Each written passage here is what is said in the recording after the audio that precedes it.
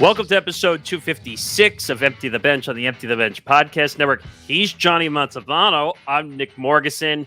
Follow us on social media at ETB Sports, Twitter, Instagram, TikTok. You know the drill. That's how it goes. Make sure you follow us on YouTube, youtube.com/ETB Network. As we slowly get closer to 900 subscribers, 1,000 is the goal and growing. So please help us out there as well. etbpodcast.com for all the latest information and stuff that goes along with the shows. Everything, so go check that out as well. And if you can't watch on the video side, listen to Empty the Bench wherever you get your podcasts. So that's Spotify, Apple Podcasts, anywhere you get your podcast. Make sure you go and listen. And Empty the Bench and the network presented by Playback. Watching sports is more fun with others, but we spend too much of our time watching alone. Playback is a virtual space where communities can stream live sports together with everyone perfectly synced up. Creators can hop on stage, deliver their own play-by-play analysis and commentary, and invite viewers up for Q&A. Playback makes watching fully interactive and a social experience, from playing fantasy sports, repping your favorite players and teams, and watching with the commentators and communities you care about. Win or lose, sports are best enjoyed together. Join our community by going to playback.tv/ETB Network to find out more, including our live stream schedule. We just came off one the other day. 9 games. I was telling Johnny before we got started. 9 NBA games. It's kind of like our own NFL red zone style of watching games. So even the Knicks, we got the Knicks in there. We got to see the Knicks win a game. Actually, or did they win? Well, but how about a game where they only had 3 points off their bench? You're right. That was pretty bad, actually. Well, we'll see how it goes for them this season. It's early, though. I root for the Knicks more than any other team that I root for, and I think you got to give this whole new team with Karl Anthony Towns some time. So I think they'll be just fine, though. As long as they stay healthy, that's the most important thing. Yeah, so we have a lot to get into this week. We'll talk about ancient history, and the reason I say it's ancient history is because the Dodgers won the World Series. So we'll briefly touch that. We'll talk about some news involving the Yankees and Gerrit Cole and his weird opt-out situation, an injury involving Shohei Ohtani, which we all thought was way worse. The Dodgers played it down, and now we find out more news on it. So we'll get into that as well. A lot of controversy in this week's show, which, I love the most. I love controversy when it happens.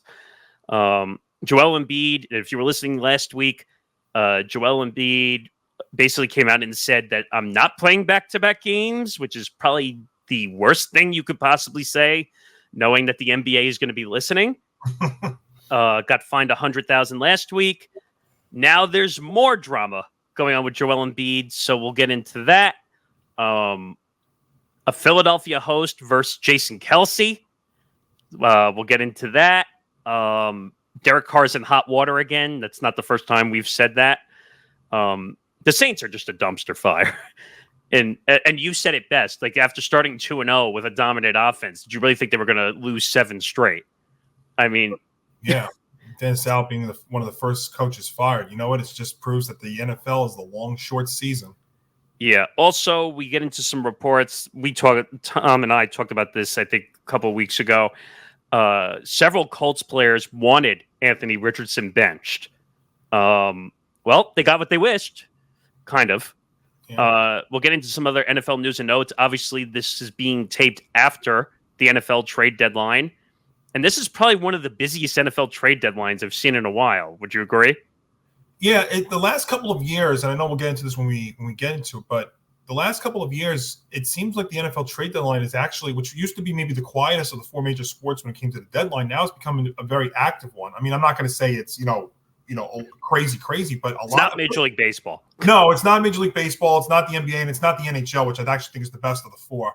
But you had 18 when it was all said and done. From start to finish, 18 deals done before the deadline this year, and some significant ones made on deadline day. Yes, so we'll break that all down, and then we'll finish the show off with Stephen A. Smith versus Kevin Durant. So I always love when these two butt heads. It's the funniest thing ever. All right, let's get into the ancient news. As I said, Dodgers win the World Series. To be honest, this is not really a surprise. They won 4-1. They could have won Game 5, by the way. I think it was the first time in World Series history that a team led 5-0 and gave up the lead and lost. Yeah. So it hurt for a couple of days. I'm not going to lie. I was actually laying in bed in Game 5 when they were up 5-0. I'm like, all right, you know what? I'm gonna go lay in bed and watch the rest of it from there. Maybe fall asleep. Next thing I know, I put the TV on. The bases are loaded. Nobody out in the top of the fifth. And it's not only the fact that the Dodgers load the bases, but it's just Aaron Judge, who doesn't make an error all season, commits an error, doesn't make the catch in center field. It's Glaber. It's Volpe making that throw to third, which should have been picked if you had a regular third baseman, and then also Anthony Rizzo or Garrett Cole, whoever you want to blame in that spot about the ground to the first. But you know what it shows, though? The Yanks have gotten away all season, and even in the playoffs at times, Nick, with players playing out of position, with base running blunders. I mean, how many times did you see that in the postseason too? And it finally all reared its ugly head together in Game 5. But even before Game 5, and I wanted to get your thoughts about this real quick. I go back to Game 1. I'm not going to say that this really set the tone for the series, but a lot of people were bringing up the fact that Nestor Cortes was, brought in for the first time in 37 days. It was in the 10th inning in that spot. I mean, look, you put him on the roster. He was going to be used. I get that. It's the 13th pitcher. My issue though was not the fact that Cortes was brought in for the first time in 37 days. It's just how he was used. I mean, he was a starting pitcher all season. He's a starting pitcher pretty much since he's been a Yankee. Why are you bringing him in a relievers only situation? And it doesn't make sense to me. And Nick, as Yankee fans, I'm going to try not to throw up in my trash can right next to me as I say this, but haven't we been burned multiple times by going to use a starting pitcher in a reliever's role in the postseason? Do I dare say Javier Vasquez in 2004? Do I bring up Lance Lynn against as well, who gives up a grand slam? I know Yankee fans can counter that and say, well, Johnny, how about Mike Mussina game 7-03 in the ALCS? I get different scenario. Right. And they were already down 4-0 in that spot. But my beef is you bringing him in a spot that's a relievers only a situation there in the 10th inning. And you had two other lefties you had in the bullpen in that spot. And I think the analytics, Tim Hill, Tim Meza, and Booney telling me that, kind of bringing up analytics as to why he didn't put those two in that spot. It's what has killed this sport for the longest time and continues to kill it. You can't bring in a starting pitcher in a relievers only situation there. Now, he did it again later on in the series and got away with it. But my beef is if you want to bring in Cortes out of the bullpen, start him in like the 4th or the 5th inning if you need to give him an inning or two. I get it, but don't bring him in when he hasn't pitched in 37 days into a relievers only situation. And obviously, we see what happens with Freeman hitting the grand slam in Game 1. The thing was also, not only was that the turning point to me, but also was Game 3. Because if the Yankees end up winning Game 3, then it's 2-1, and the Dodgers are going with a bullpen game, which is almost like a throwaway game in the World Series in the postseason. And by the way, I didn't like what Dave Roberts said going into that game. Basically, say, you know what, we're basically throwing that game away. It's the World Series. What do you mean you're throwing a game away?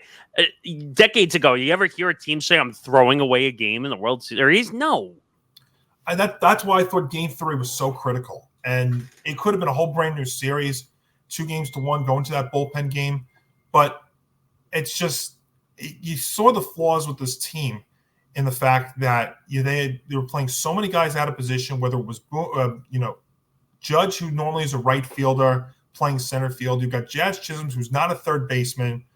Not by trade, at least. Not by trade, no. I mean, he's more of a second baseman / center fielder. He can play, I think, most of the outfield spots, and he could play most of the right side of the infield. At least that's what I was told, at least. And, of course, what is he playing? He's playing on the left side of the infield. But he made some great plays, by the way, including that line drive, 100-mile-an-hour line drive at third base. Yeah. But all this stuff, including all the base running blunders in the postseason, just finally caught their head. And you know what? Garrett Cole is your ace, and look, he's your ace. You're supposed to get him out, but it's a hard ask. You're basically asking him to get 6 outs with all the errors that happened in that 5th inning. And then not only that, then you retake the lead 6-5, and then you give that up. And not only give that up, but then you leave a million guys on base in the late game innings. Was over at that point. You knew it. I mean, when they couldn't capitalize in the late innings, when they had multiple guys on base, it just was a point that, you know what, they're not going to do it. And the Dodgers are just – and the thing is, too, and this was always my biggest fear, the Dodger lineup was so deep, and they were getting contributions from like Tommy Edman and Teoscar Hernandez while the Yankees were pretty much banking on – Soto and Judge, but it wasn't even them. It was Torres and Stanton that were the guys that really did the damage in the and that's the crazy part. Like, Stanton was unbelievable the whole playoffs. I mean, Soto got the big hit in the Cleveland series. Right. I mean, Judge got a big hit in that series, but that's pretty much all she wrote after that. But to go back to what you said in game one, Tim Hill, did you know what his ERA was up until that point? It was Thor was good, right? It was 1.59 coming out of the bullpen. Yeah. And they went to Nestor instead of Tim Hill. I don't get why you put a starting pitcher in that spot. And I mean, you could almost tie in the 37 days, but if you put him on the roster, he's going to be used. It's just you don't put him in a relievers only situation. Well, you want to put him in, if it goes 13 or 14 innings, you want to put him in to start the 13th inning, that's fine. Yeah, but here's the other issue, though, with some of the, not just the pitching, but I guess in that one at bat, number one, address the defense was a whole nother situation in this World Series. But Nestor threw him not a fastball, basically something to speed the bat up when he couldn't lift his leg to catch up to anything. What do? You basically throw him a slow pitch softball over the plate, which he then clobbers over the right field wall. Yeah. The fundamental pitch selection was not good. Right. And then, like, Aaron says after the game, well, I wanted a different look. That's what I remember him saying. What do you mean a different look? I thought the series was over after that, in my opinion. It was. I don't think it's over, though, until you lose a game at home. But it didn't help them momentum-wise. No. And then you lose game 2, which, again, that's at Dodger Stadium. I get it. You come back, you have 3, 4, 5 at the stadium, but that's why I thought game 3 was so huge, because I knew that the Dodgers were going the bullpen game in game 4. And that also shows you, too, though, how deep and dangerous this Dodger team was. The fact that you didn't even have pitchers like Tyler Glasnow, Clayton Kershaw, and others not even available. I mean, they were hurt, and they still got the job done with, Their bullpen was tired towards the end. They could have taken advantage. Like, to be honest, that could have been a 2-2 series at least. Yeah, and think about who started game 5. The fact that you have pitched the starter in game 5 only goes an inning and a third, and it was like, well, here it is now. Here's the Yankees' golden opportunity right here. You basically have another throwaway game of the. That was the game 1 starter, whoever that was. Yeah, but you get where I'm saying. I mean, they had to use Walker Buehler to close out game 5. That was confusing to me. That was confusing, but it worked. I mean. Yeah. And you know what? That's a spot you can say, well, Johnny, that's not a usual starter's role in that spot. That's true. But that reminded me a little bit of Max Scherzer with the Nationals, who was basically going down to the bullpen, basically to give extra, knowing that they were trying to close out the series. So I guess maybe that works. And he's not throwing for another day or two, at least. So you can bring him in for an inning or two and let him pitch. Yeah. No, I know. And I know what Madison Bumgarner did in the 2014 World Series. Look, Madison Bumgarner was in a league of his own. He was a beast. That was like a whole different. Didn't he come and pitch like 5 or 6 innings out of the bullpen or something after starting? Yeah.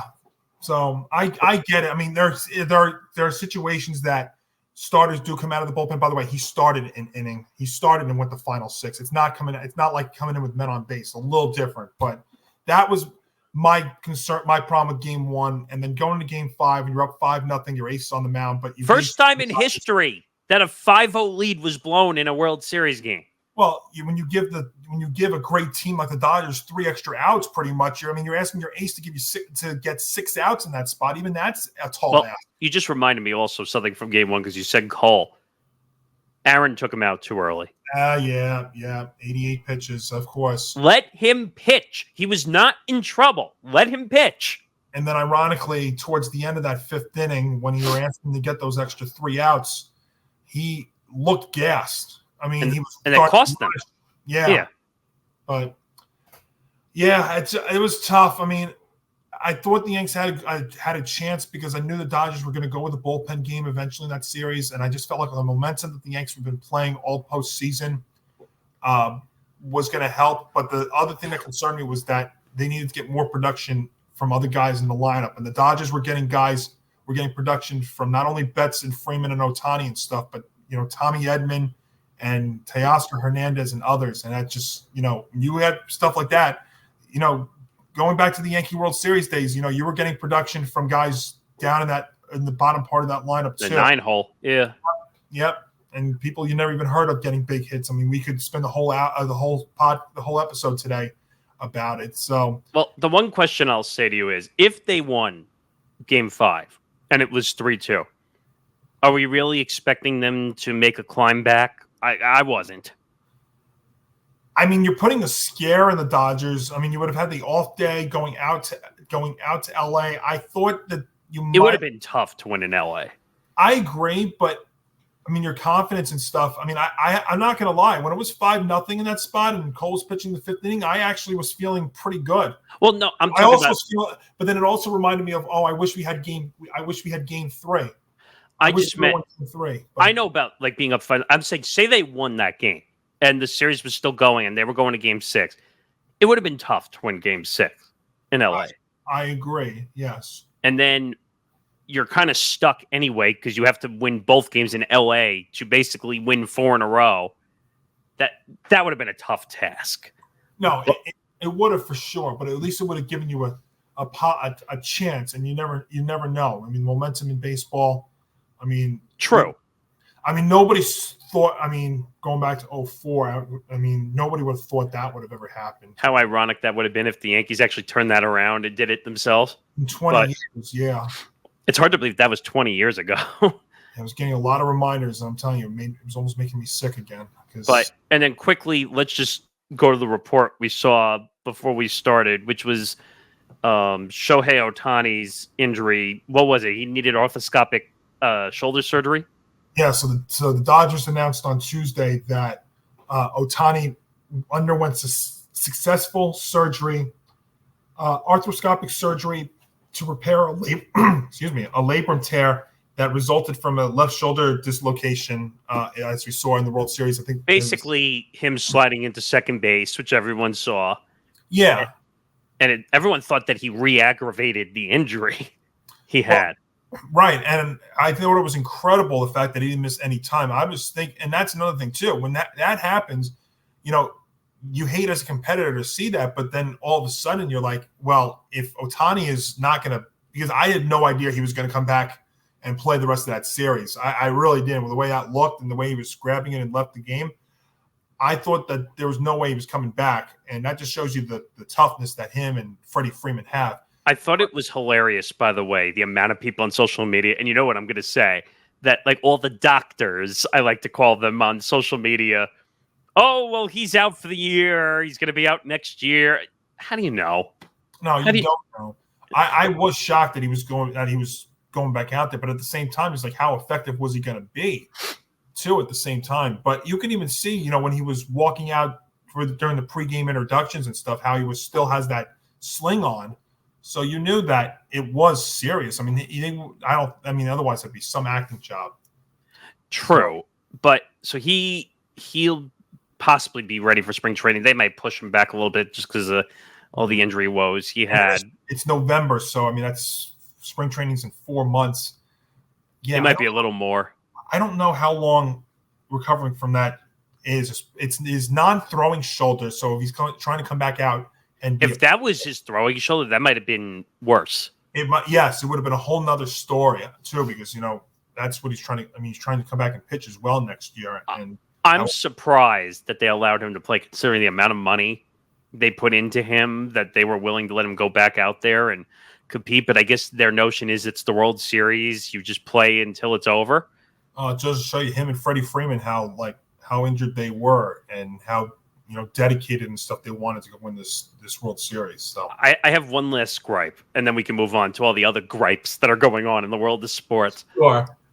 My one last gripe with, actually, it has to do with Freddie Freeman. People were comparing the home run that Freddie Freeman hit to 1988 with Kirk Gibson. It is nowhere near the same thing. No, it's not. Listen, that happened 2 years before I was born, but I've watched that replay and I've studied that Me too. a million times. First of all, Dennis Eckersley, who was the closer for the A's in that season, I don't think he gave up a home run all season. It's true. Right? So let's just put it that way. You're talking about Nestor Cortez against Dennis Eckersley. But people are talking about the offensive side, just him hitting the home run. I don't even think they compare. It's not the same thing, guys. I mean, come on. I mean, I know Joe Davis was trying to be cute with the call. He bugged me during the whole series, by the way, and that's my media nerdy side coming out. But well, I know what Yankee fans are going to say because Joe Davis is the play-by-play guy for the Dodgers. But I feel like he oversold some of the Dodger calls a little bit. And look, it's I'm not going to go crazy. I like Joe Davis. He's an up-and-coming star. I like him too. He's a good NFL announcer too. NFL guy. I mean, he's a great baseball guy too. I mean, he's an up-and-coming star in the world of broadcasting. But that's going to happen. Look, I mean, we've seen it before that local guys who do national games. I mean, it's going to happen. But I just wouldn't compare the two home runs. Like, no, Gibson couldn't walk. Like, he could barely walk, and somehow he managed to get around the bases for the home run. Barely. Yeah, I mean, that's something that, like, Hitting for the Cycle could spend a whole show talking about, trying to compare those two things and relive history. And what other people don't realize, do you know what Freddie Freeman did in the first inning? He legged out a triple in the first inning. Yes. So yes. I don't want to hear it's the same thing. It's not. Okay. Baseball gripe over. We can close the MLB season. Yes. All right. Yanks will have some interesting decisions to make in the offseason for sure. That's going to be. Well, Rizzo's out. They already declined him. Right. Cole. Oh, that's the one last thing we didn't talk about. Cole, who opted out of his deal, his opt-out was unique because if they gave him one more year at the average annual value that he was going, the opt-out actually goes away and he's back with the Yankees. And I'm like, that doesn't make any sense. Doesn't that basically make the opt-out null and void, basically, if he opts out? Yeah, I remember that when they signed him, that option was, that feature was in the contract. So he's 36, and he basically signed a 4-year, $144 million deal to remain with the Yankees with elbow problems. Yeah, it was a very tricky spot because when that happened, I'm like, well, the Yanks they need an ace and they need him, but are you going to sacrifice possibly? We saw him miss about half the season this past year. That's a big gamble you're going to take, but and he pitched well all the way to the end. Yeah, but the Yanks need him. That's really what it comes down to because this rotation, I mean, is a lot of question marks going into next season. I laughed at all the insiders because some people were saying, "Oh, just let him go. Maybe they'll go out and get Corbin Burns." No, and I was like, "Are we serious?" What has Corbin Burns proved? Nothing. I mean, he's a solid pitcher, but a good pitcher. Yeah, he's a solid pitcher. But if you're going to ask me, would I rather Cole or Burns? I'm taking Cole every day and twice on Sunday. So yeah, I mean, Cole's going to go out there and give you the long innings and fight the manager to stay in. Yeah, but so they have a lot of decisions that they got to make on this roster now. I mean, Glaber's gone. Glaber's gone. But I mean, the thing is, Soto obviously is the big one, and I'm sure once we make a decision, he makes a decision on that, which I don't think, by the way, is going to be overnight. I think this might drag out for a while. It's Boris. Yeah, it's Scott Boris. This is, and did you hear his locker room press after the game? Oh, I'm available for business. Right after they just lost. Yeah, it's almost like Boris said that, but we've seen Boris though also cost a lot of his clients a lot too. What was it, Chapman? He cost, and actually, didn't he drop him as a client? Bumgardner, Montgomery, not Bumgardner, Montgomery.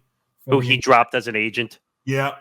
So it's not always a good thing to have that guy as your agent. Always. That's right. All right. Now we can close it. Now let's move on to some bigger controversy in the NBA. Joel Embiid confronts a columnist. I have the name. We'll go through that story. Who mentioned his child, his deceased brother. And now we find out this was updated since I put this in. Per Shams Charania, the NBA has suspended, and I spelt it wrong, by the way, Embiid for 3 games. Well, and you and I spoke about this before we started. I thought it was very interesting that the NBA came down as quick as it did about this, because it almost seems the NBA is usually not the best when it comes down to handling suspensions or fines or dishing out punishment of any sort. But the thing is, this is a situation where really both sides can be in the wrong here. I agree, totally. That's the first thing I would say when it comes to this story, because the columnist is wrong, but Embiid's also wrong too. And Embiid's got to be careful here because he's not had a good start to this season ever since he signed his $192 million 3-year extension. Well, it started in the offseason. Yeah, it's been, and really, I mean, you even go back to even before too, because he's been a mess here for quite some time with injuries, with with the stuff that he says. He's got to really be careful here. I mean, this is cool it a little bit. This is a big headache that the Sixers have to deal with, and a situation where the Sixers have been, we've talked. I mean, it all started with trust the process. Well, this process has not been trustworthy because they cannot get over the hump. They've been able to make it to the playoffs, but they cannot get over the hump, which is what this Eastern Conference has been.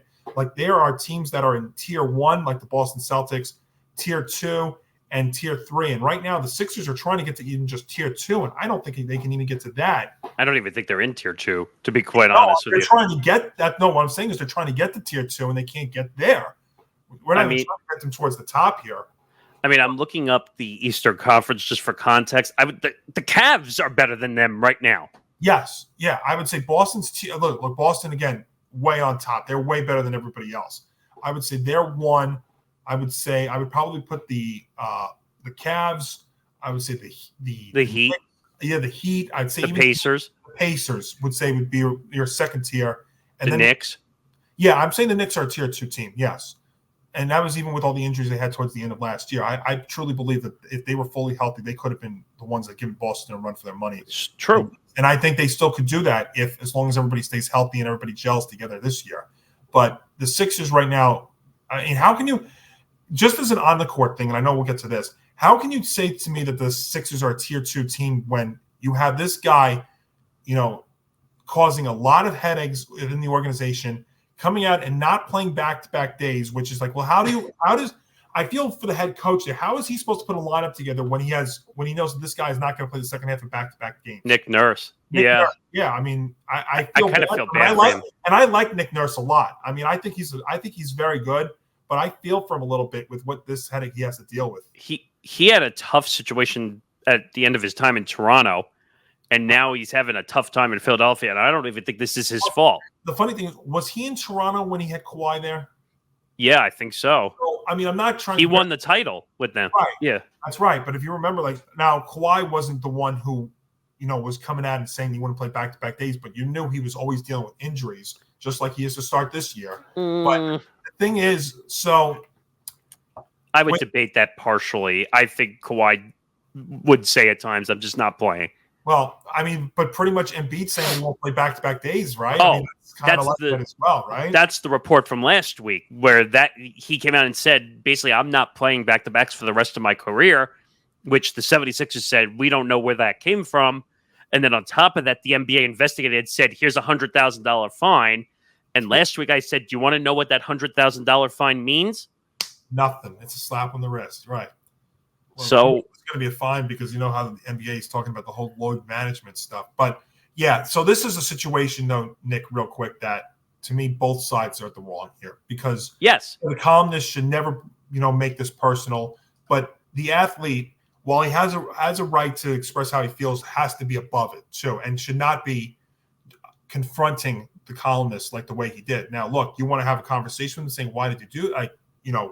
Respectful conversation about it.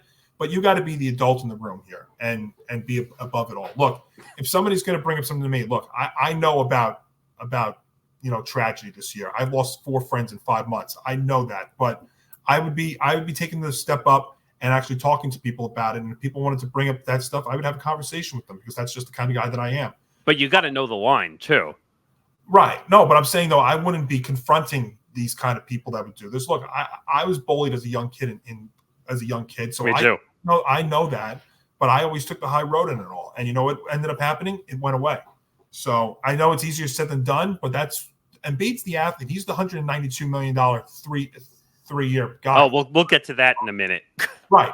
But I think both sides are wrong, but I give the NBA credit here for coming out and suspending Embiid for 3 games, because what he did was totally wrong. And I'm sure that the columnist will probably get, I don't know if it's been out there, but I'm sure he probably got some sort of, I'm trying to read through it now because right now they only have the player side, because that's usually what they always find out first.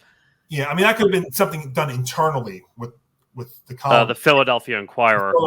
That could have been something that's done internally, which they will not release, and they'll just keep that in-house. Well, so just for context, so Embiid was suspended 3 games without pay for shoving Philadelphia Inquirer columnist Marcus Hayes after Saturday's loss to the Grizzlies. And then Joe Dumars, everyone who knows Joe Dumars, used to run the Pistons organization. He's now the NBA's executive vice president of basketball operations. Right. So he said, quote, "Mutual respect is paramount to the relationship between players and the media and the NBA.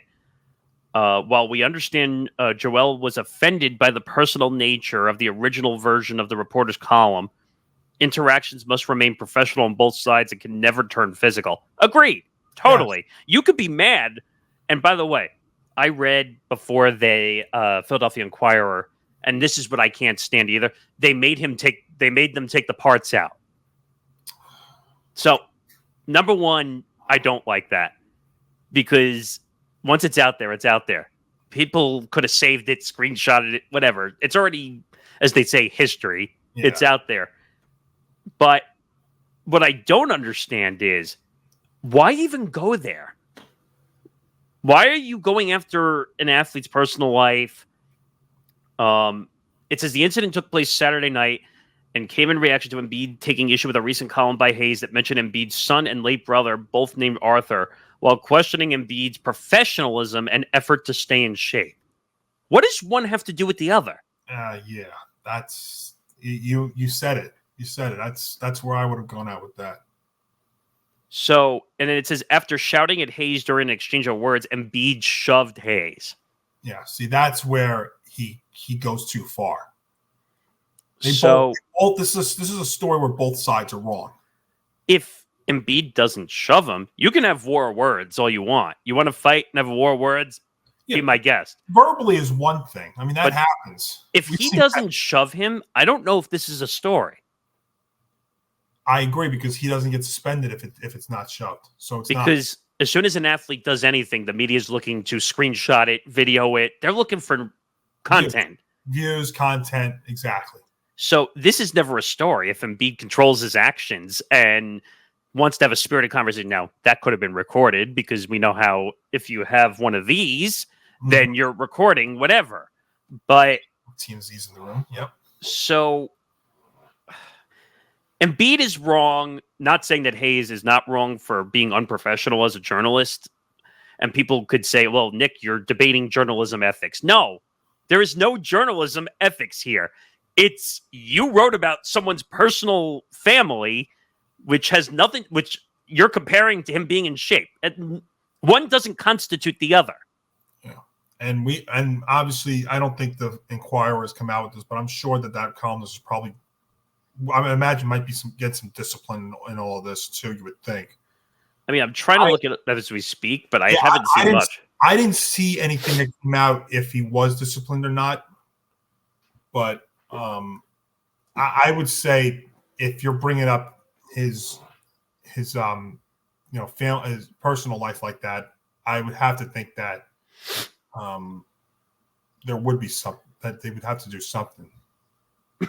Yeah, so I it's wrong on both fronts, and we're going to have another story about that in a little bit. That's the same type of scenario, but I said this last week, I'll say it again. Joel Embiid is not acting like a star in the NBA.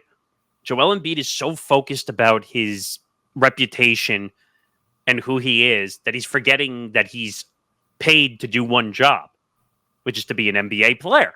Right. And they go on to say, and actually, I forgot one more thing, but I'll get to that in a second. But Embiid will lose $1,063,000, which is nothing. So I love when they put that in the story that he gets fined for 3 game checks, and it means absolutely nothing. The suspension will begin when Embiid is deemed ready to return. So the suspension can't start until he's healthy. Right, that's another thing too. This is not like, it's the next 3 games that the Sixers are playing. It's when he's, ready to play, which we don't know when that is. And watch, the 76ers are going to try and finagle this to say he's not healthy, so the suspension can't start. You're going to see that too. Yeah, good luck with that. You know that the NBA, there are leagues that look out for this kind of stuff that'll look into that too. So I'm sure that there'll be a bigger slap on the wrist possibly, or if the NBA really wanted to take it another step, if this ends up being a big thing, they could start doctoring draft picks. Well, we saw it with the Knicks, unfortunately, with the Knicks and the Mavs. Well, yeah, that's because the NBA picks and chooses when tampering happens. We know that. My favorite word of all time, tampering. Everybody in the NBA, everyone does it. It's when the NBA thinks it's illegal. It's what the NBA decides. Oh, we're in the mood to docker the Knicks and right. Stuff. The other thing we forgot about the 76ers is Paul George finally decided to play a game too. Yeah. And I don't see him staying healthy all year. Yeah, that's why I almost was laughing when I saw that they got him, because I'm like, well, great. So now we're going to bring in another player that's got injury woes and stuff. I mean, it's got the potential to be good, but you're asking a lot there to make that work. And, again, if Embiid's not going to be playing the second half of back-to-back games, how is Nick Nurse and this team supposed to put out a roster? There's another issue too. So national games, remember, there's rules against that too. Yeah. If you're not going to play back-to-back games, like what do you think the networks are going to say? Right. Hey, we're paying all this money. Why is he not playing in these big national games? And you can even bring it down to the people that have tickets for those games and they know he's not going to play. They're going to try and sell them. So you might not have full stadium. You might not have full arenas. And when was I won't call it incident, but the situation that happened with Stephen Curry, was it a game in Denver where the fan was upset? It was a kid. Yeah, because I'm trying to remember the full details, but I think he traveled a long way. He might have even been out of country, and watch him. And the fan was upset. No, which I understand, by the way, but he made it right when they came back to Golden State, and at least that was the right thing to do. At least, yeah. Stephen Curry though is a class act guy. I have to be honest with you. I don't know if many athletes would. I mean, the NBA would do that. So, well, I think the Warriors actually stepped in and made that right. And I think Curry would go out on his own as well too. But I'm sure the Warriors as an organization would do it too. I think it's a combination of both. But that's the risk that you take though in the NBA, because you don't. I mean, granted, now there's always a risk of injuries in all 4 of these major sports. True, but you're not seeing in the NHL and the NFL load management days, and in hockey, I mean, and then in baseball, I think the only thing would be with the catcher maybe playing the day game after the night game. That might be your only thing if you're seeing more of it in baseball now, where you're seeing a day off a week now, but that's not as bad. Because there's a lot more games in Major League Baseball. But you're not seeing hockey guys taking days off, load management days. No. In the NFL, I mean, you might have a Lamar situation where he takes practices off, but to make sure that he's okay. And I guess but practice is different than baseball. Who's the one that said that? Or worrying about practice? Allen Iverson. Yeah. Yeah. That one will always come back to me every single time when we talk about these weird issues. But I don't know. Long story short, Embiid, I feel like, unfortunately, his history is going to follow him in all these scenarios. This reminds me a little bit of Draymond Green, a little bit. If I'm off, tell me. But Draymond gets into all these fights and all these things off the court. So whenever he's involved, even when he's not 100% wrong, he's going to get blamed. Yeah. So Embiid is the same thing. He's now going to get blamed because his reputation supersedes himself. Yeah, but I would say, though, that the difference is Draymond at least comes across a little bit different. Like when he does, he'll do like the podcasting, and he'll go on these shows and stuff. I think it's a little bit different. Embiid doesn't seem to have that kind of reputation. And also Draymond has contributed to on the court. I understand the headaches, but he has contributed to some championships. Embiid, we're still waiting for him to be that kind of guy. That's what the Sixers thought that he was going to be. He's not been that guy. And that's in my opinion, the process is long over. In my opinion, like that, I think that was over a couple of years ago. And let's be honest, it has been an absolute failure. It's been an absolute failure, insane failure. Like, and I know their ownership is going through a lot, and I don't know why they picked up Paul George. Like they thought, oh, did you really think Embiid and Paul George were going to be a great duo together? That made me laugh. No, and especially in a league where chemistry is a big deal. I feel like, and this might sound odd, but George and Embiid are loners as stars. In my opinion, that's why it didn't work with the Clippers, with him and Kawhi and Harden, because unfortunately those three guys are loners when it comes to their egos. So they never should have been put together. Now, actually, James Harden's the only one that stayed in LA, right? Yeah. So, and he's doing much better now with a lot of the younger players. It seems to be working a little bit. Mm-hmm. But I don't know. This is a bad situation. Both sides are wrong, but I think Embiid is going to get more attention because of the physical acts and hitting. And he's the athlete in all this too. So right. Not that I'm saying that should always be the case, because sometimes you get unfortunate journalism or columnists in the locker room who think that just because they have the power to be in the locker room, they can say whatever they want. And I don't agree with that either. We have two journalists, one who's normally here, that would have been great to answer that question of where's the line and where's not. But the line was way crossed. It wasn't just like jumped over. It was totally, yes. Okay, let's stay in Philadelphia and talk about, and I have to get the host's name because I don't have it off the top of my head at the moment. Okay. He used to do shows on CBS Sports Radio Infinity. Oh, is it? So I could tell you without even thinking about it. Is it John Marks? Yes. Okay. Yep. He actually got fired from Infinity Sports Network for saying stuff he was not supposed to say. Yeah, I can see that. So John Marks was on. It's like this Philly local thing. Like they're running it out of all the different states. But John Marks said some controversial stuff about Jason Kelce. Now, if you don't know what we're talking about, you've been living under a rock. Boy, you've missed a lot, first of all. Jason Kelce, I think, was at the Penn State game, if I'm not mistaken. And he was walking in the street, whatever. And like everyone's going to follow him because he's a Kelce, because now he's the attention. And someone was screaming something at Jason because they were not happy about the whole Travis Kelce, Taylor Swift. That's everywhere they go. Yeah, I mean, and that's jealousy, by the way, but that's okay. And so he hears all this stuff, and he turns around all of a sudden, and I saw it in the video. He takes the guy's phone and spikes it like a touchdown football. And I'm like, and my first reaction without seeing any of the other stuff until I went back, and I'm like, whoa, why did he spike the guy's phone? And then I go to find the other part of the conversation, and I can't read the whole thing because some of it is just there's expletives and profanity, and like I wouldn't care if it was normal expletives, but it's the real bad stuff. So basically what I can say is, Kelce, how does it feel that your brother is a F word that we can't say for dating Taylor Swift?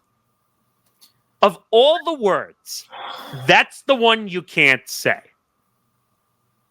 So then it says Kelce proclaimed to slam the kid's phone on the ground. And yeah, it was at Penn State because they had a huge game this week against Ohio State. Ohio State. Yeah. Which, by the way, those players pissed at their coach, but that's a story that we'll get to on the week. You'll have plenty of time to talk about that. Yeah, I'll be on Forever Power 5, and I have a feeling we might get into that game. But All right. So it is amazing, by the way, how people are jealous about Travis and Taylor Swift. By the way, it just doesn't seem to. It just never ceases to amaze me how jealous they are about them. And they're jealous because they're successful. That's really what it comes down to. Yeah, this is you saw, by the way, on Monday Night Countdown this week that Kelce had to lead off, or had to start the show addressing this and apologize for his actions. But yeah. Now, I would say, and I'll let you finish that sentence, but I'd say this is very similar to what we just talked about with with Embiid. But it's different because this is an actual fan at Penn State and you're spiking their phone. Yeah. I mean, now again, is the fan, though, in the right with what he said? No. And Kelce is not in the right with what he did. So, again, this is another situation, just like we spoke about earlier, where both sides are the wrong here. But I guess I understand why Kelce got mad, though, because one... Well, actually, let me take that back. I don't know if I 100% understand why he's upset, because, unfortunately... This goes to a discussion we've had many times before about public figure. You're a public figure. Unfortunately, people are going to say things about you. That's just, you got paid all the money. You've got paid all the accolades and the fame. Unfortunately, people are going to scream things at you. Yes, but I think also, though, Kelce's got to be above it all because you're talking about young kids still that are, you could say, are still not really grown up, even though they're in college. Which is a scary thought. Well, unfortunately, that's today's society that we could spend, again, a whole hour talking about. Yeah. But that's really what I feel it comes down to in this spot. Again, it's both sides are wrong. But, again, you're going to be like, you actually make a good point, though, about the public figure and all this, because that is part of this, too. I mean, because he is a public figure. So there are going to be times where people are going to blurt out stuff that maybe they shouldn't blurt out. But it's also your responsibility as a public figure to be above it all.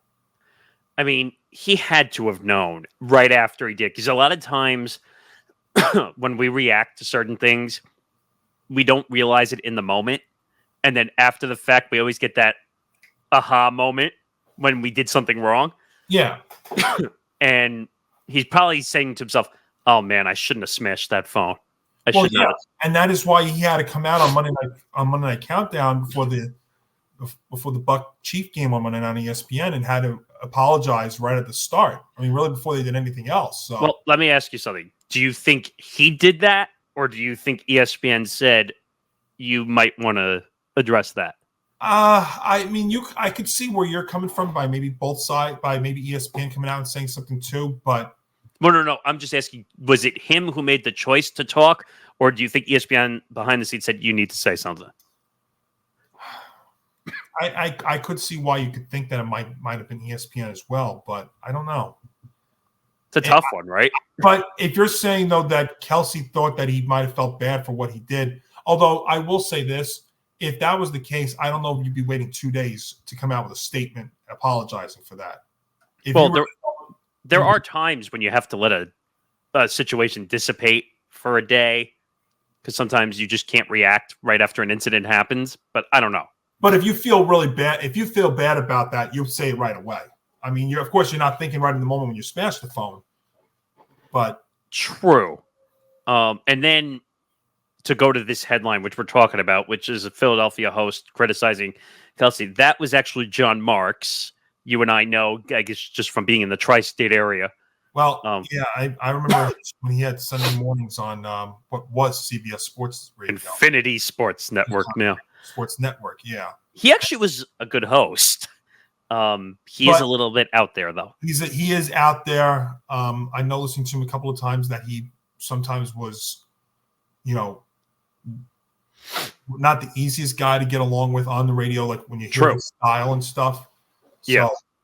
And like you said, he's been in hot water before too with the network. Yeah. So his statement was Kelce has to realize that his profile is bigger than it ever was as a player. He's making big dollar signs. I don't know why he didn't write money across multiple platforms. And his brother might marry the biggest pop star ever. He can't be spiking people's phone. He needs security to deal with this shit. So, actually, this is a time where I'm going to agree with Marks. Yeah. So people gave him a hard time apparently for that quote, which I'm trying to figure out why. Why? Well, what exactly was wrong with what Mark said? That actually is the part I actually could not have said that better myself. So I want to know if somebody has an issue with that. I mean, you could message us here at ETP Network about it. I mean, what is the issue with that? So Awful Announcing did a full story on this. So they're known for. They are, yeah. I don't know why it seems like I'm always getting this, even though I don't follow them on Twitter. I'm always getting their stuff on my feed. It's crazy. But so it says obviously Mark's social media post wasn't a defense of the fan who appeared to yell that statement prior to the altercation, but rather a comment about the 7-time Pro Bowl selection's fame, given his celebrity status. The reality is that Kelce is always going to attract plenty of attention, which is what I said earlier. And then they go on to write, does that mean that anybody should be able to say anything they want to him without consequence? No. The answer is no. That's not what he's saying. That's not what he's saying. But I agree with the question. The answer is no. You can't just scream things at people. But I don't think that's what Marks was saying. No, not at all. But I mean, the one weird thing is to say, let the security handle it, almost like sounding a little bit entitled, having security. But I mean, Kelce took it upon himself to handle his own situation. So I think, I don't know. I think they blew up Marks' statement a little bit unbeknownst to everybody. Look, there have been things that he said that you can get that on. This is not one of them. I mean, I'm sure maybe he's getting criticized by his own Philadelphia fan base because they think he's going after Kelce, who he knows a Philadelphia guy. But I mean, yeah. I mean, I don't know what's wrong with what he said there. Yeah, I don't know. I think they overreacted. I think the whole Kelce Swift thing has gotten way out of control. Oh, I know that because I have brought that up a million times on Twitter at Montalbano NY, and I'll tell you right now, my feed, my mentions have been blown through the roof. And I'll be honest with you, a lot of the people go after Taylor Swift, and you know what it comes down to at the end of the day? Jealousy. That's what it is. People that always go after Taylor Swift and stuff are just jealous because of how successful she is. That's ultimately the end of the day. She is not inserting her, and I don't mean to go off topic here. No, you're fine. Taylor Swift is not inserting herself into these football games. It is the networks that are deciding when to go to her. 100%. And let's be honest, though, these people, and you know, we've had cable news networks do this too. They do this, guys. They are panning to Taylor Swift for maybe 30 seconds out of a 3-hour broadcast. I mean, we've got to stop with this. You've got to put this in perspective. It is literally 30 seconds out of a 3-hour broadcast. I mean, how many times seconds am I seeing Jerry Jones on my TV and when a Cowboys game comes on? Now, I get it. He's the owner and the GM of the team. I get that. But you know what? If you're going to have beef with Taylor Swift when it's 30 seconds out of a 3+ hour broadcast, I mean, you've got to give me a break on this, all right? It is absolutely ridiculous. And what is wrong with going to somebody who's one of the more successful people in the country right now? I think it was more of a problem in the beginning than it was now, because there would be times where they would just keep panning over and panning over and panning over. Yeah, but I would tell you right now, I didn't get a chance to stay up and watch the whole Monday night game. If I DVR'd and went back, I would bet you right now they probably went to her less than 10 times Monday night. Probably. And what's the big deal with that?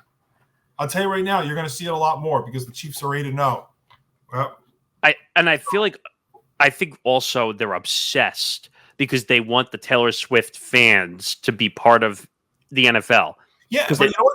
But let's be honest, though, that's a great business decision then. I mean, that's a great business move by Taylor Swift, and she's bringing in an entirely new group of fans. She's promoting the game better than sometimes some of these other leagues are with their people. So, you know what? I mean, I could see that for sure. I'll tell you right now, Roger Goodell is like, thank goodness you're here. You help me in a good way. I mean, nothing than making enough money, right? No. I mean, if you could bring in a whole new group of fans, I mean, geez, I mean, that's great business.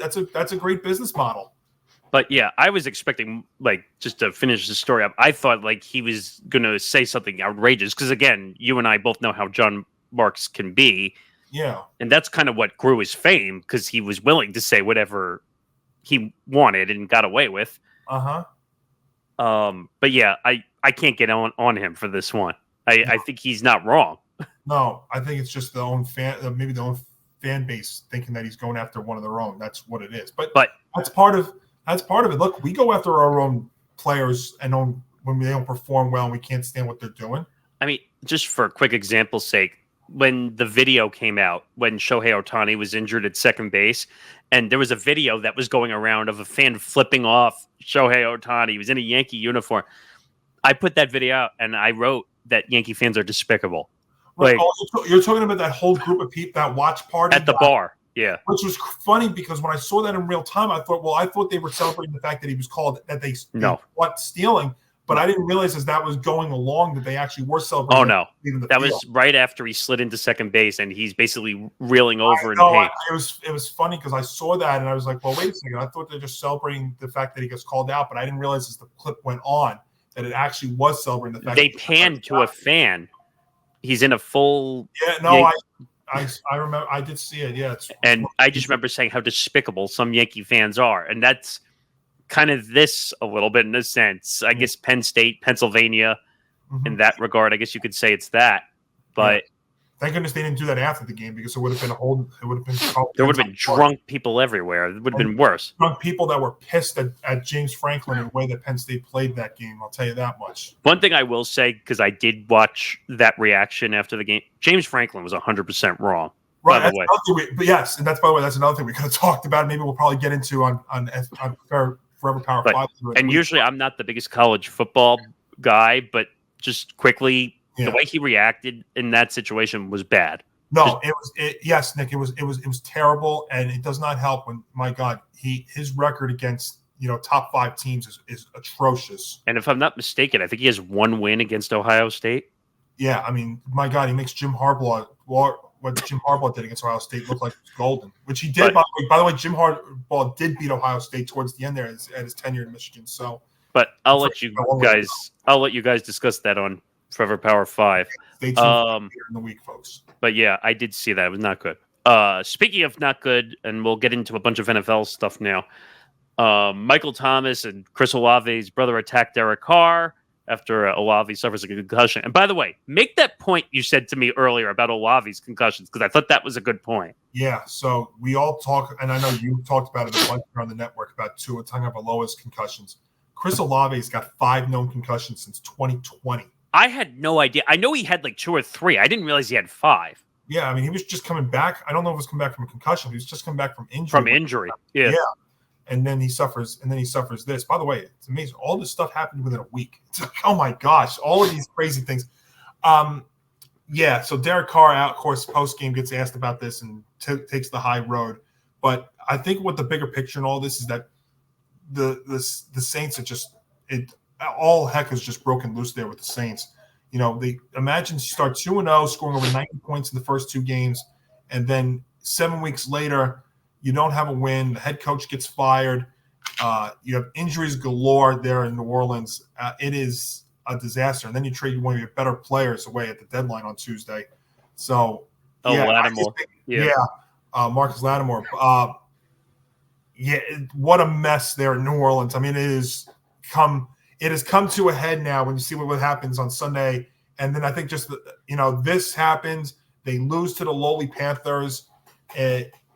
That was a cherry on top, like, of the horrible Sunday that was going on in New Orleans. Yeah, and think about this too. Derek Carr now has gotten. I don't want to say he's gotten Dennis Allen fired, but that's twice now that Dennis Allen's been fired when Derek Carr was the quarterback.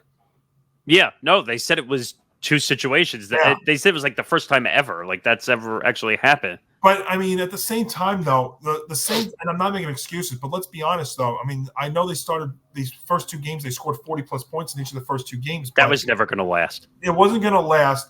Derek Carr went out hurt, and your backup quarterback who started was as inconsistent as anybody in college football. So how do you think it's going to translate into the pros? And then you're missing so many guys on offense. I mean, they're playing this without their top 2 receivers. The running back, obviously, Kamara is great, but, I mean, he can only do so much. So you knew it wasn't going to last, but it's completely spiraled out of control. And then when you lose to the Panthers, who we still think is the worst team in the NFL, you made Bryce Young look like he could actually play football. Yeah, and you know what? That's really the big.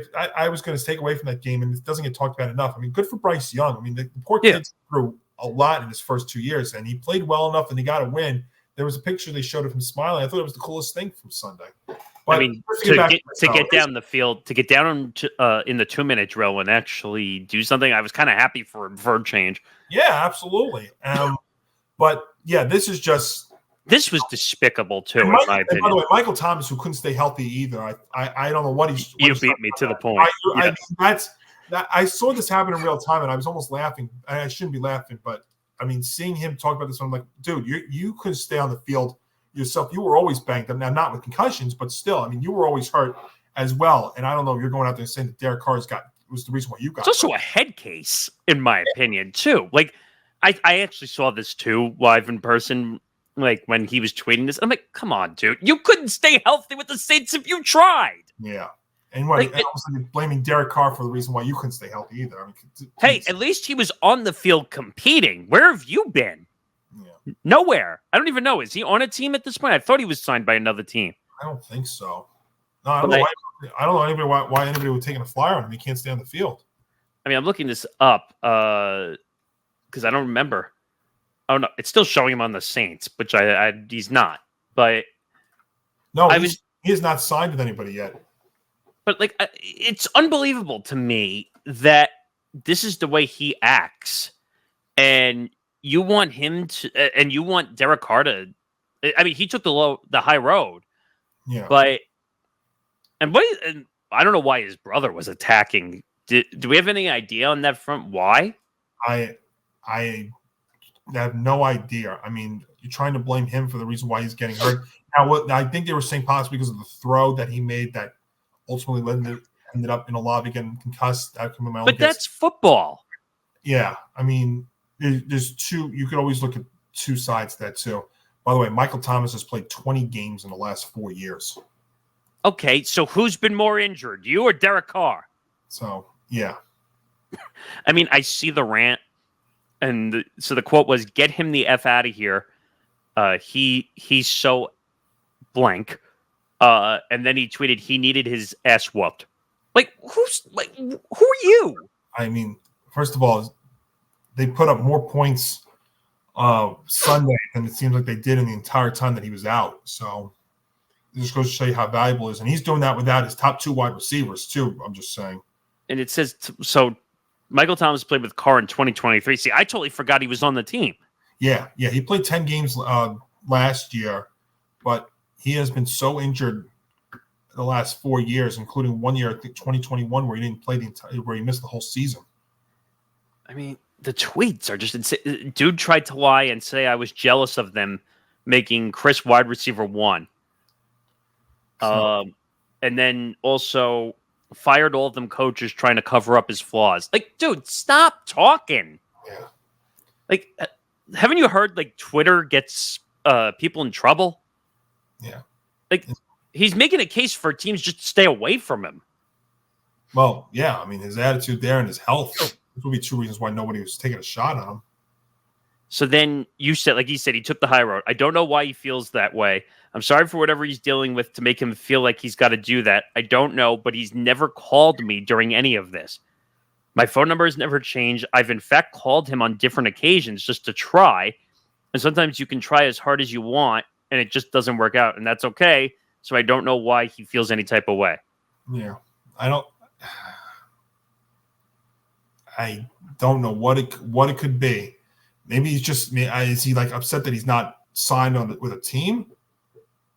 I mean, it doesn't help though. I mean, we're 10 weeks. We're entering the second half of the league year right now.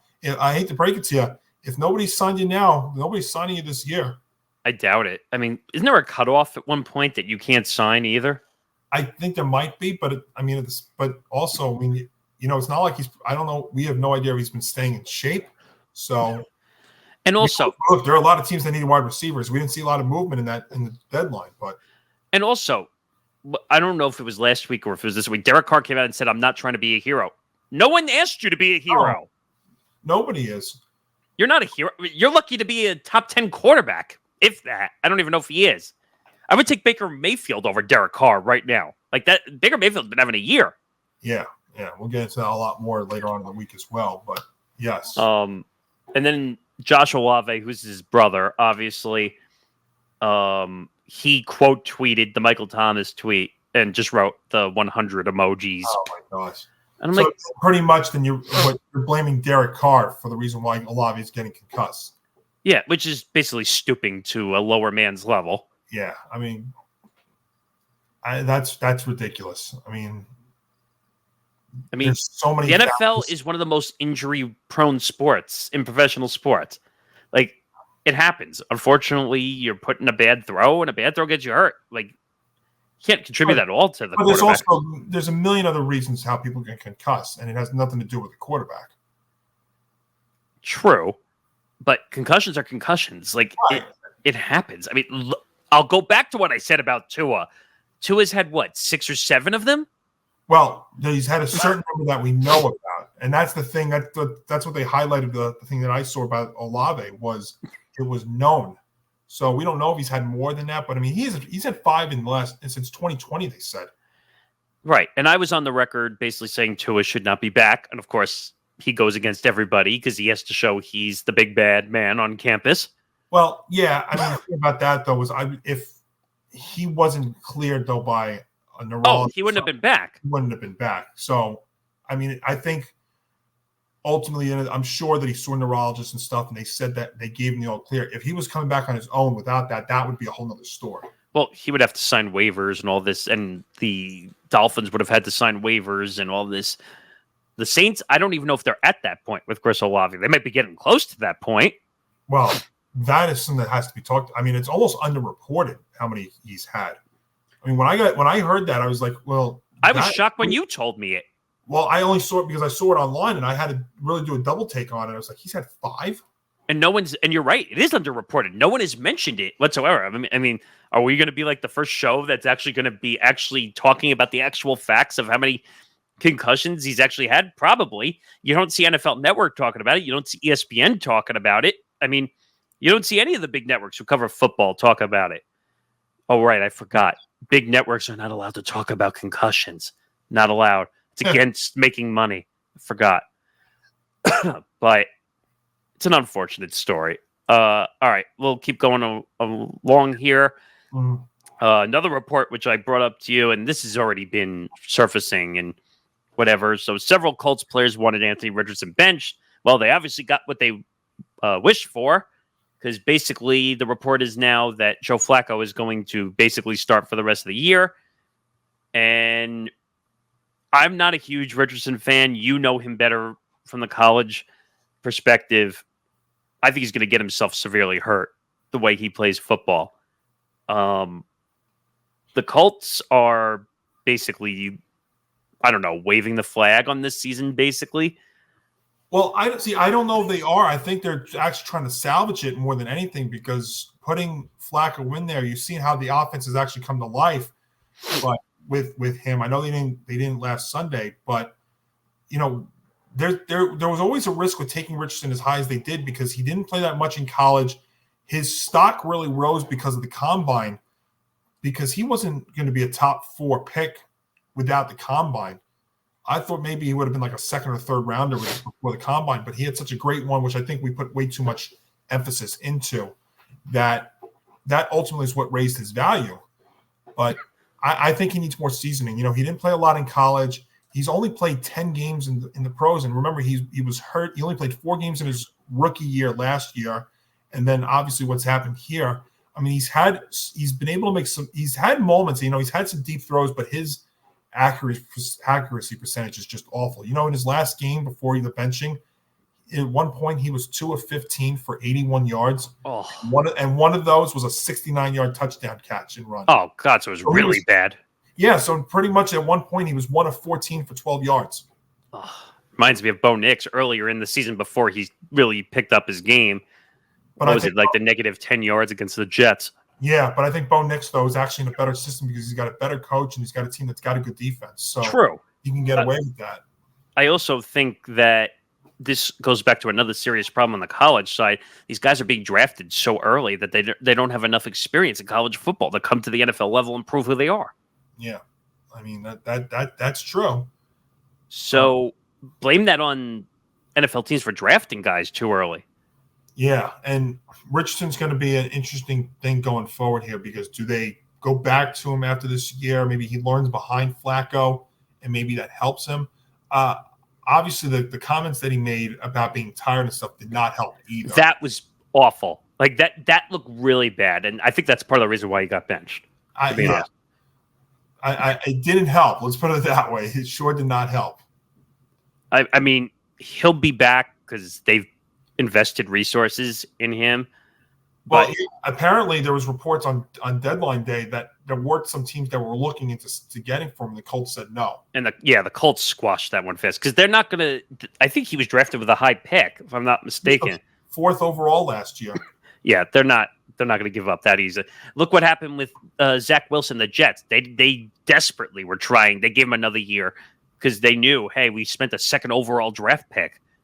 The same thing's going to happen here. They'll probably give him another year, and if he really falls badly, they'll trade him for a bucket of baseballs and bats and move on. But it's crazy to think this, though. It may not be the worst thing, though, because you're behind an experienced veteran quarterback in Flacco. The problem with Flacco is, and I know this from experience, is he'll give you 3 or 4 or 5 good games, and then it's going to fizzle out at one point. It happened with the Browns. He had a really good game. I think he was comeback player of the year that year.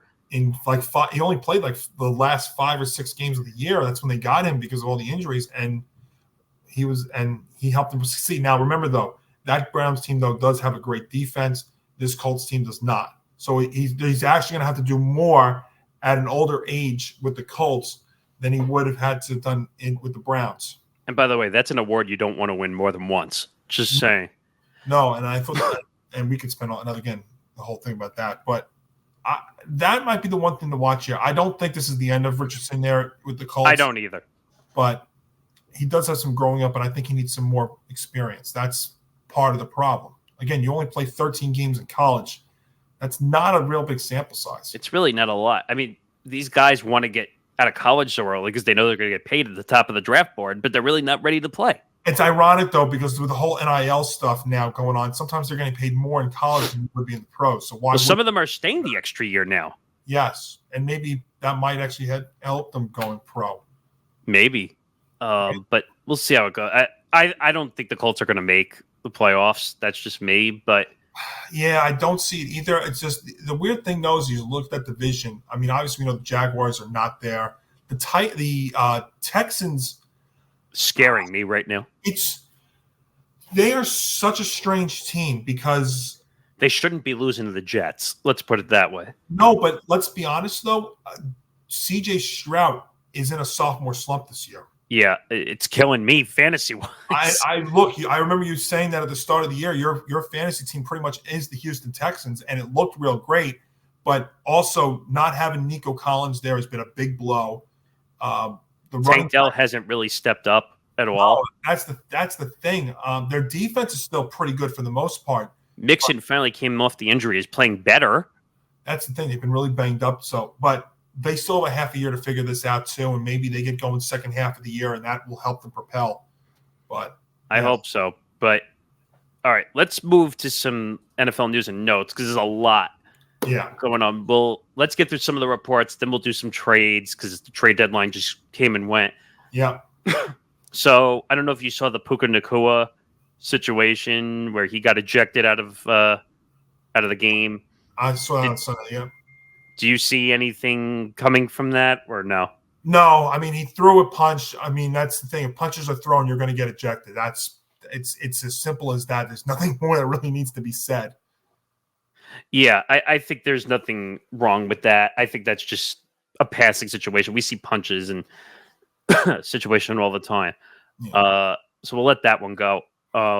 Ezekiel Elliott being a healthy scratch for disciplinary reasons. What did you make of that? Just another thing to add on to the Dallas Cowboys season. But he wasn't really doing much there anyway. But I mean, it's another thing to add on to the boys that are it's just been a disaster of a year down there in so many different ways. And actually, I'll say this, and I thought about this long hard, especially after what happened on Tuesday. I actually feel bad for Mike McCarthy and all this because he might get fired. He's not going to survive this, but it's not his fault though. At the same time, I mean, this year is not his fault. I mean, No. I'm going to continue to say this. The biggest reason why the Dallas Cowboys are failing this year is not Dak Prescott. It's not the injuries that they're suffering on offense or defense. It's Jerry Jones, and the only guy that doesn't seem to get it is Jerry Jones. So that's the problem. He needs to step away. He needs to step away from the football side, give the GM to somebody who knows what the heck they're doing there, and It's go. not going to happen. No, it's not. And you know what? That's fine because you know what? They're going to continue to be a joke. That's what it's going to be. I mean, this is what the Cowboys are going to be. About them Cowboy. That's all they're going to be. Like, you just because that's all he's going to do. Like, how about them Cowboys? We're a good team, and he says, "Oh, watch, we're going to make big moves at the deadline and stuff." Nope. You're not going to make big moves. You didn't make a big move. I think they made a trade to trade somebody. That was an awful trade, by the way. It was a draft pick trade. Yeah, but they gave a high draft choice for him. Right. I don't know. I forgot what the trade was, but like, oh, we're all in. We're all in the offseason. You get Zeke. Oh, that's your all in move. But then don't say that Derek Henry is too much money when you've then extended Dak. By the way, you think they're kicking themselves now? Yeah. I mean, the guy is going to be probably offensive player of the year. Like, and you got to give him MVP votes, maybe. I think he's right up there. Yes. But yeah, tough situation down in Dallas. I don't feel bad for them though. I feel bad for McCarthy. That's it. Yeah, I feel bad for McCarthy. So a little sympathy for him, but for everybody else, you get what you paid for. Seriously. And CeeDee Lamb now might be injured. They said he's probably going to go, but he's hurt. They think he's going to play Sunday, but obviously we're just waiting for the news when Dak gets put on, when he gets put on IR. It's not if, it's when.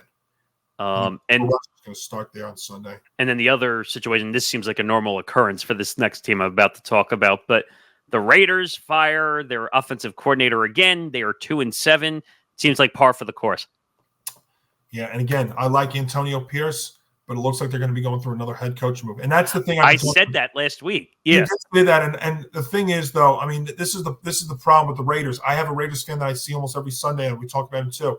Again, there's no stability with the organization. That's what if Pierce gets fired, I think we're talking about 9 coaches in 13 years. It's some ridiculous number. Yeah, but it all stems back to like who in that organization thought that Gardner Minshew was a starting quarterback. Also, who's going to want this job? Someone who's desperate for a head coaching job. Yeah. Well, it's interesting because I'm thinking of an interesting name for the Jets for next year, and I saw it post on Tuesday. Oh, I didn't see it. Not Rex Ryan. How about John Gruden for the Raiders job? Jets. Oh, Jet. I'm just thinking because you're thinking about it. You're saying Raiders. It's a name that's going to be out there. Maybe you want to go the experience road. As far as the Raiders go, is the NFL going to let him coach? Okay. How about this? If they give him a ton of money now, this is a guy that, remember, is out there. I don't know if he's going to go to the Raiders, but it's going to be his name's going to circulate next year. Mike Vrabel. Even that would be a good fit for the Jets, I think. That might. I would take Vrabel in a minute. I would as a Jets head coach. I don't want Gruden. But we're going to see some other names. I mean, McCarthy's probably not going to make it through this year. Matt Eberflus is going to probably be gone too. So there's McCarthy will get another job, though. Yeah, I don't think it'll be the Raiders, though. Yeah. So no. Your question, it might just be a guy that we don't really know much about. Like Antonio Pierce, I know he was in the organization, but we'll have to see. But they've got some guys on that team. Obviously, Max Crosby on defense. On offense, they do have Brock Bowers, the tight end from Georgia, and some other guys. But they're going to have a tough time selling that to fans, though. Like, buy your season tickets. Come watch the Raiders. Come watch Gardner Minshew. Yeah, he's signed a deal, too. Like 4 years and $44 million. Yeah. So they're stuck unless they're going to cut him. Oh, my gosh. I got to see how much of that money is guaranteed. But then Aiden O'Connell. He got hurt.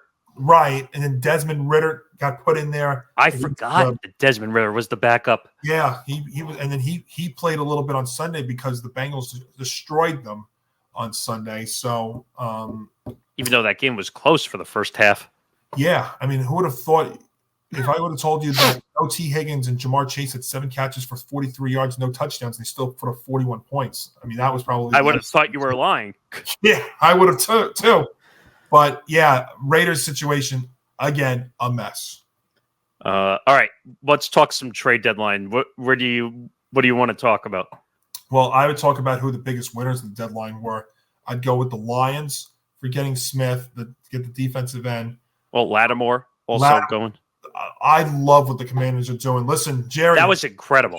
Listen, Jerry Jones, here's the definition of going all in, all right? I mean, this is a team that's got the right quarterback. It's got a great system, and they go out there and get Lattimore to help out of their defense and take the next step. You know, that's not standing pat. Incredible move. Yeah. So I love that move. My losers, see, I'm going to go with a team that I don't think many people are talking about.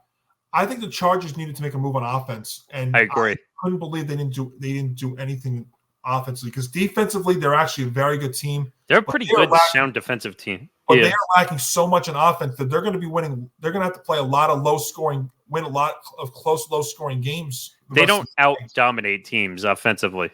No, you're not going to see them put up 30, 35 points. They're going to rarely. Right.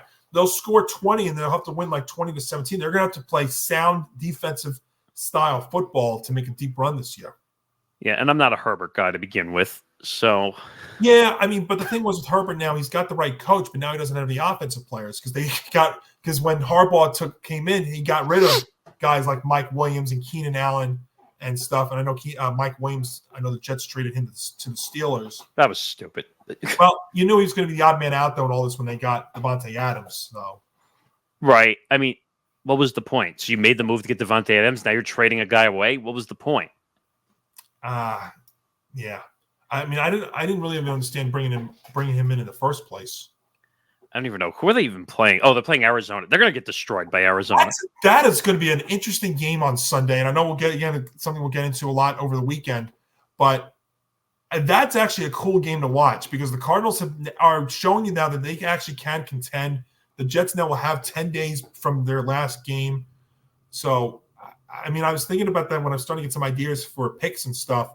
And I don't know what direction I'm ready to go in just yet in that game. I think the Cardinals are going to destroy the Jets. One, they have to travel. Yeah, but they do have a couple of extra days rest, too. They played, remember, last Thursday. Yeah, but now they have to elevate a third wide receiver. Well, yeah, I mean, I'm just trying to think who they have. They have Devontae. They have, obviously, Garrett Wilson, who I'm so glad finally got involved. That was a heck of a catch, by the way. Those are two of the best catches you'll see. Yeah. But I forgot who they said. Whoever that third guy they had to elevate, like they said he got like nothing. They're in trouble in the wide receiver room a little bit here. But I don't know. We'll see what kind of happens. I'm just looking through quickly to see if there was any other news. Oh, I saw McCaffrey's window opened up for injury. Yes. That's just as good as making a trade, in my opinion. Hopefully getting it back. And, you know, that might be what the Niners need now, is to get some of these guys healthy and back, because, I mean, I know they made a slight move as like the last pick right at the end of the day, but like they got Khalil Davis from the Texans for late 2026 7th rounder, but yeah. And then I also saw, and this is just to put a pin on the Cowboys even more, Dak is going to be out for a few weeks. Right. I mean, Jerry did say on his regular I wish he would stop doing that show. I know. I agree with you. He said that he probably is going to head to IR, which means he'll miss the next 4 games. 4 weeks. Yeah. Yeah, 4 weeks, which means that he would not play in the Giant game on Thanksgiving, the game against the Giants on Thanksgiving even. Yeah, Cooper Rush, and I'll tell you what. He's been good. He's 5-1 as a starter, but if the boys fall further behind with him starting, why not put Trey Lance and see what you got? That's what a lot of the reports. I would do it. Right? And why not? What do you have to lose? So, except all the money. Second half of the year, Nick, officially here in the NFL, and I got to tell you, this year I cannot figure out for the life of me who I think is going to come out of each conference. I almost have more of an idea. I mean, obviously the Chiefs are 8-0, but I'll tell you right now, they're not going a 17-0 this year. I think they're going to falter somewhere.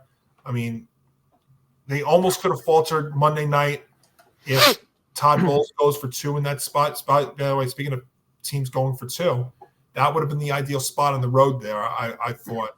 And I'm sure we'll get into that a lot too. But yeah, I'm just briefly going through the Chiefs schedule, and then we'll do one more story. But I'm just trying to find.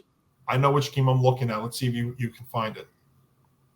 Okay, so they just came off week 9. So they'll beat Denver. Not worried about that. At Buffalo. Now that's the one. That is the one. Plus, also it's in the regular season, so it will happen. Well, and it's at Buffalo. Yes. Which cold weather, which it really has not been cold in New York, which is unseasonably. No. It's gonna get there though. But we've seen though that the Bills have gone to Kansas City, played a GEHA field at Arrowhead Stadium in the regular season, and they've won. It's the playoffs that are the problem.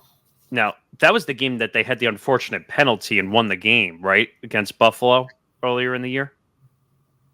Who's that? I think. Chiefs? Yeah, the Chiefs beat the Bills earlier on, didn't they, or no? No, not the Bills. I think it's another team though. I forgot who it was though. They had the Bengals. Bengals. Okay. But I look at the rest of their schedule after that game, after week 11. So I think they'll be 10-0 going into the Buffalo game, at least. But then they have Carolina, which is a joke. Then they have the Raiders. That's a joke. Then they have the Chargers, which they should win. Interesting.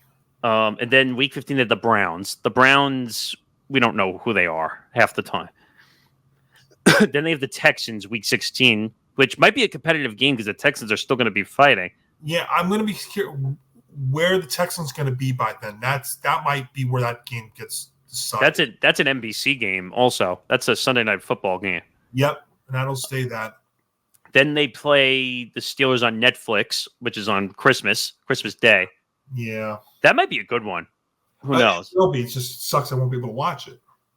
I have Netflix, so I can somehow watch it. I'm not paying to watch it. I'm sorry. I agree with you. I wouldn't pay for half the amount of things that these games are on. Mm-hmm. And then week 18, they play the Broncos. So, and I would imagine, well, I guess the only question would be by then is, will they have the number 1 seed locked up? What? Oh, KC? Yeah. Yeah, I would say by then they probably do. I mean, even if they have 2 losses by week 18. So we're basically saying 16-2, 17-1. It's looking like that. Now, the Chiefs got a very fortunate break on Monday because we saw Mahomes go down hurt. And for a second, I thought he was knocked out. I got to tell you, I don't know what it is with him. I don't know if he's just graced by God or what. But, man, he gets hurt. It looks like he gets back up. It's right back up. I mean, how about that high ankle sprain he had in the playoffs a couple of years ago, and he didn't miss a beat? It was It's crazy. Yeah, I mean, this guy's got like the magic touch when it comes to injuries too. I mean, yeah, but I don't know. I guess we're looking like 17-1, 16-2. They would definitely be the 1 seed by that point. It will be. So we'll see what happens there. Let's quickly do one more story because I left it for last. Right. Stephen A. versus Kevin Durant. We should just say Stephen A. versus the world because that's basically what this is. Yeah. So Kevin Durant, who is probably the most sensitive player in the NBA, I would even say over LeBron. Kevin Durant is the most sensitive. Yeah, absolutely he is. So basically, he came out and called Stephen A. Smith a clown in a public statement. And Stephen A. was not going to back down from that. So the statement that Kevin Durant made was, Stephen A., I don't understand how people even listen to Stephen A. I've been in the league for 18 years. I've never seen Stephen A. at practice or a film session or a shoot around. I've never seen him anywhere but on TV talking shit about players. He's a clown to me. He's always been a clown. You can write that too. I think though, and I don't know if this is true or not, but did First Take allow Stephen A. to actually respond? He did. No. It's his show. He's executive producer. He can do whatever he wants. He's host, executive producer, he's all that stuff. Yeah. Pretty So, much. yeah, he responded in awful announcing, put the clip up like they always do. Yeah.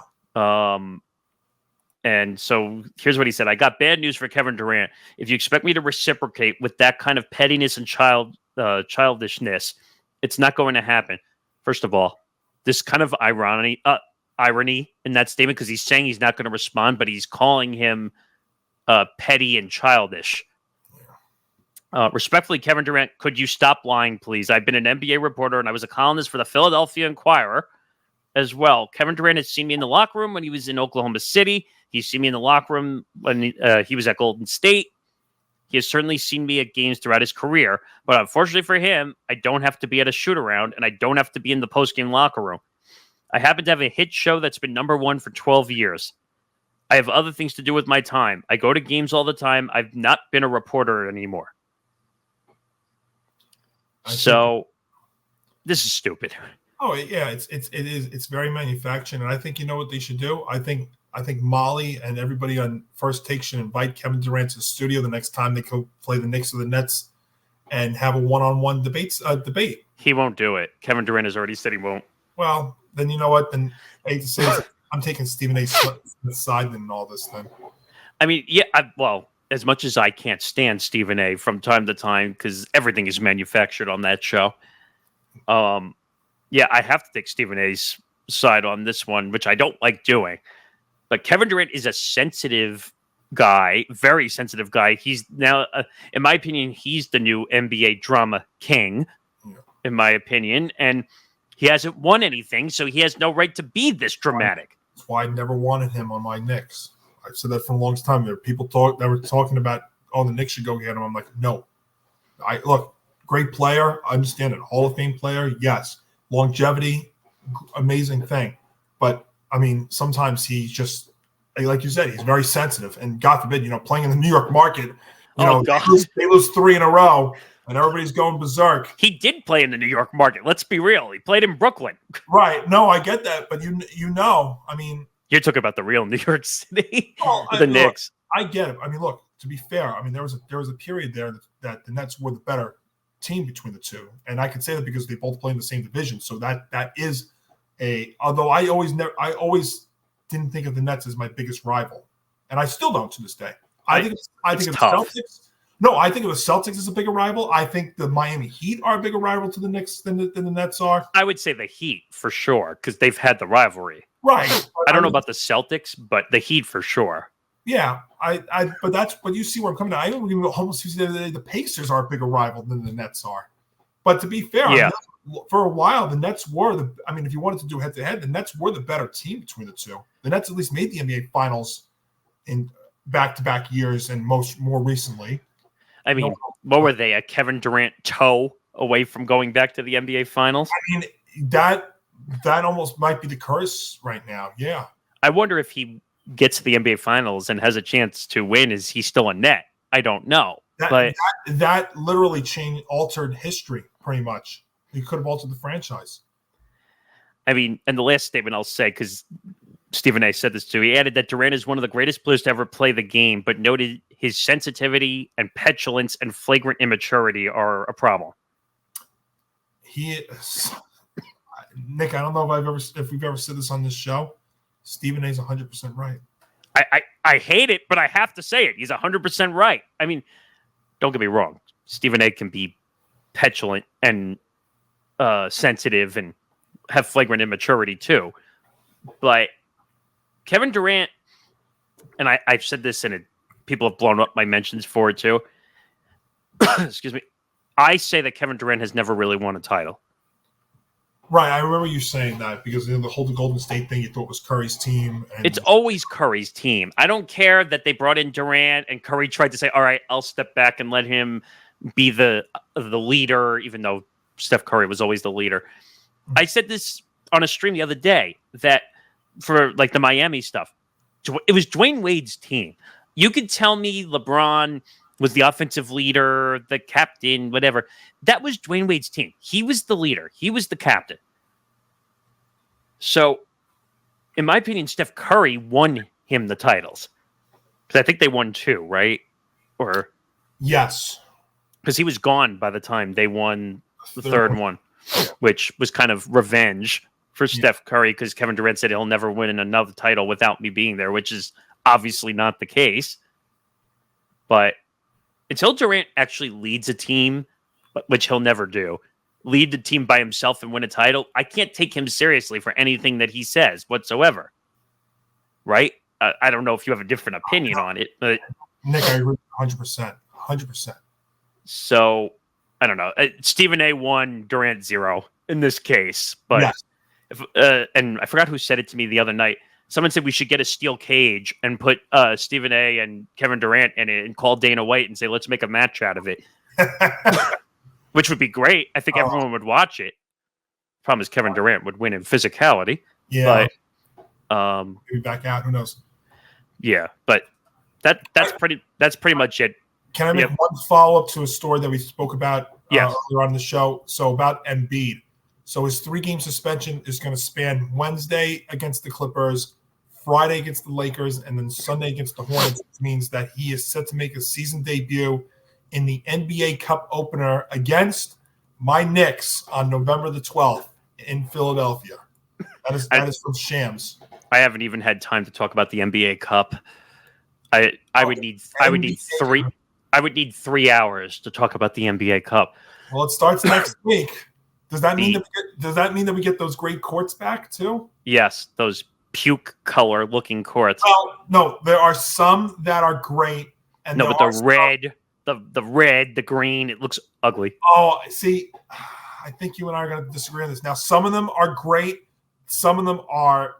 The yellow one hurts my eyes. Like the Nick one is bluish. I think it's not really that special. Somebody sent it to me, and I was like, it's okay. It's not the worst, but it's certainly not the best. I'm trying to look them up to see if I can find. Oh, they did unveil them. Oh wait, I was going to say though, because this is the FA, this is like that Emirates Cup or something. Isn't it like the Emirates NBA Cup? Yeah, it's the NBA Emirates Cup. Because Emirates, the airline, they have an A380 that actually is an NBA Cup livery. So yes, yep. That's the only reason. I don't know why I know that. Oh, actually, you know what? The Knicks one doesn't look as bad. It's okay. I mean, I wouldn't say it's top 10, but it's not bottom 10. How's that? But I like that they didn't just make it one color. It looks like they changed that this year. Like they put a main color and then a color around all of them. So it would be different though than last year. Yeah, it's not one color. All of them were like one color. I will look into that. It's an orange center for the Knicks, and then the perimeter, the rectangle, is blue. So they're actually doing team colors. That would help.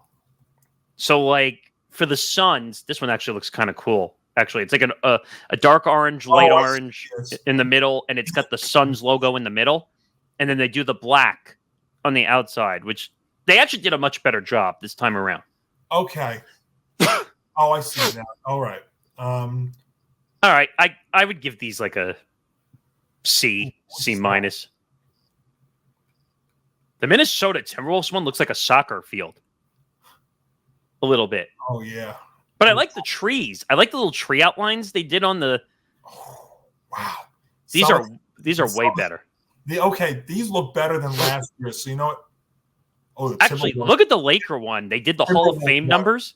Yeah, that is nice. The Laker one is nice. That is really cool. You know what? I don't know if there's a bad one. I love the Timberwolf color green. The Rockets one is kind of cool with the shooting star look. Okay. The Knicks one is outstanding. That is much better than last year's. It looks like they actually heeded some advice and didn't go one color like they did last year. Yes. Ooh, they actually look like courts. These are good.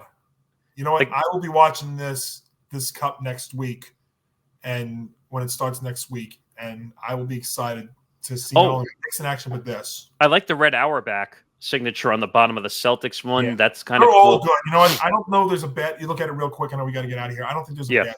So there's no eyesores this time. Not this time. No. Like the full yellow court last year, I think it was the Lakers one, hurt my eyes. You had to almost put sunglasses on, right? Like yeah. Put these on while watching. Yeah, seriously. But Wow, we've gone a long time.